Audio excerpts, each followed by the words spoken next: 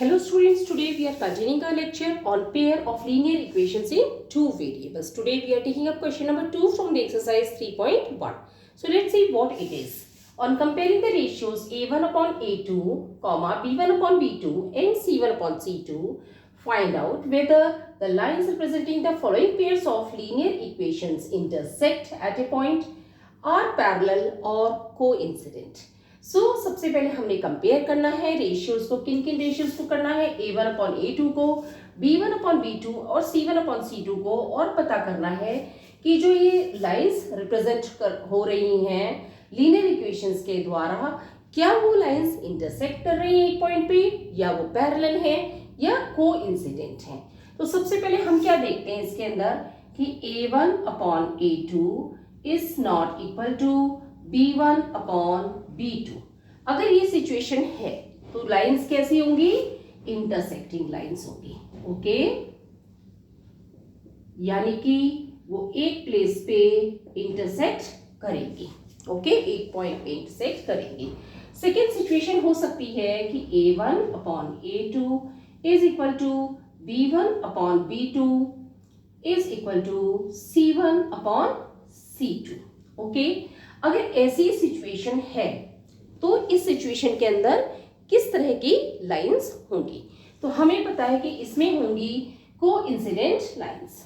Coincident lines यानी कि एक लाइन के ऊपर दूसरी लाइन आ जाएगी. ओके, और इंटरसेक्टिंग लाइन में क्या होगी? ऐसे क्रॉस करेंगी. थर्ड कंडीशन हो सकती है कि a1 upon a2 is equal to b1 upon b2 is not equal to c1 upon c2. इस कंडीशन में जो लाइंस होंगी वो किस तरह की लाइंस होंगी? वो पैरेलल लाइंस होंगी. ओके, सो इस नॉलेज के साथ में हम ये क्वेश्चंस को सॉल्व करेंगे. सो सबसे पहला क्वेश्चन है हमारे पास 5x minus 4y plus 8 is equal to 0. Second जो इक्वेशन है वो हमारे पास है 7x plus 6y minus 9 is equal to 0.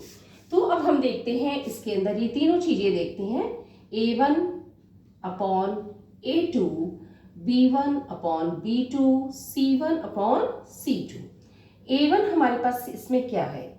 a1 की जो वैल्यू है वो हमारे पास है 5 और a2 की वैल्यू है हमारे पास 7.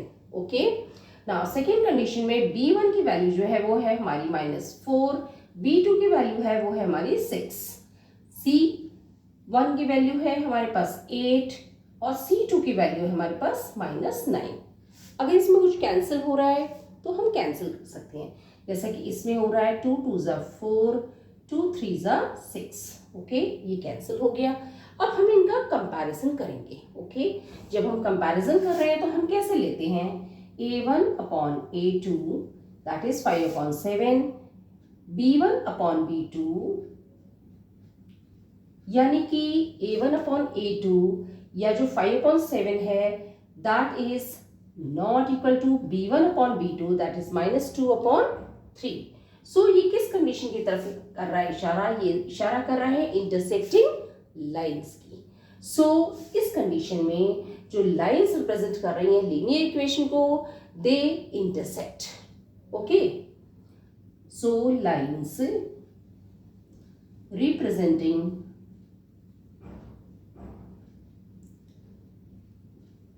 the linear equations, the pair of linear equations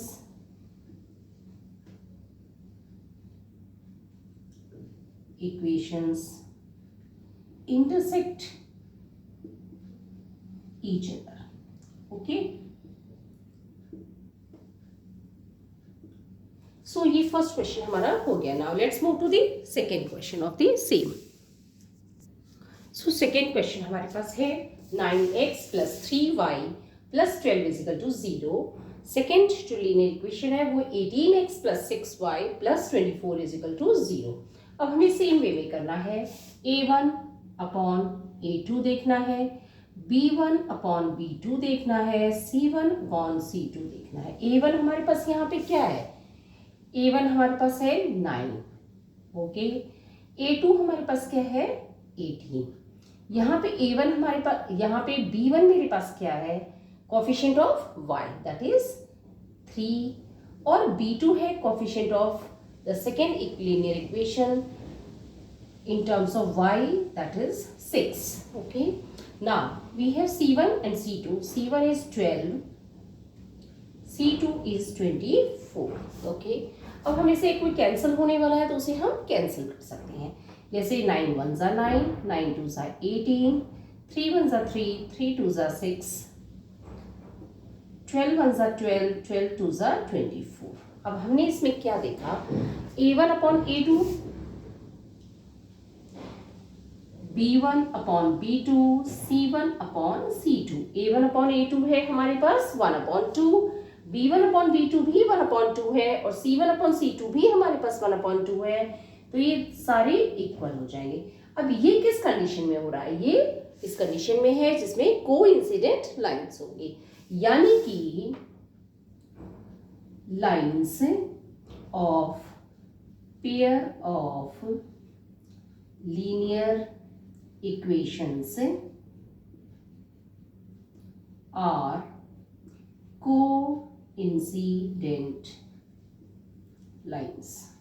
okay, so इस तरीके से हमने देखा कि जहां पे a1 upon a2 is equal to b1 upon b2 is equal to c1 upon c2 है, वहां पे ये जो दोनों लीनियर इक्वेशंस है इनकी जो लाइंस होंगी वो कोइंसिडेंट लाइंस होंगी, यानी कि एक लाइन के ऊपर दूसरी लाइन होगी, जैसा कि इस सिचुएशन के अंदर दिया गया है। We are moving to the next question. We are taking the third question.